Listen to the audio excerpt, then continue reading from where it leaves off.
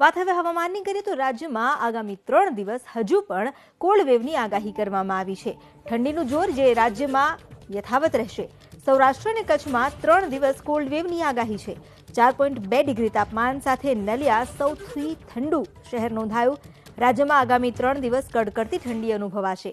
હવામાન વિભાગના મતે તાપમાનમાં 2 થી 3 ડિગ્રીનો ઘટાડો થશે.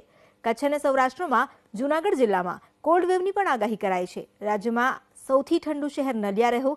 નલિયાનું લઘુત્તમ તાપમાન 4.2 ડિગ્રી નોંધાયું તો કેશોદનું 7.1 ડિગ્રી, ભુજ 9 ડિગ્રી, પોરબંદર અને રાજકોટ 9.3 ડિગ્રી અને અમદાવાદનું 12.8 ડિગ્રી લઘુત્તમ તાપમાન નોંધાયું. તો સુરત જિલ્લાના બારડોલી અને આસપાસના વિસ્તારમાં કમોસમી વરસાદી ઝાપટાને કારણે ધરતીપુત્રોની ચિંતા વધી. દક્ષિણ ગુજરાતના તાપીના સોનગઢ અને વ્યારા તાલુકાના ગ્રામ્ય વિસ્તારમાં પણ માવઠું થયું.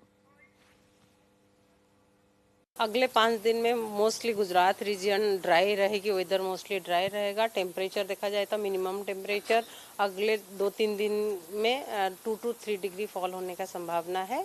और कोल्ड वेव कंडीशन हमने सौराष्ट्र कच्छ में 2 डिस्ट्रिक्ट में दिया है. कच्छ डिस्ट्रिक्ट में आइसोलेटेड प्लेसेस में होने का संभावना है और जूनागढ़ में केसोड में होने का भी संभावना है. वो दोनों जगहों को छोड़ के, दोनों डिस्ट्रिक्ट छोड़ के और सारे डिस्ट्रिक्ट में कोल्ड वेव होने का कोई संभावना नहीं है, लेकिन ऐसे ही ठंड रहेगी.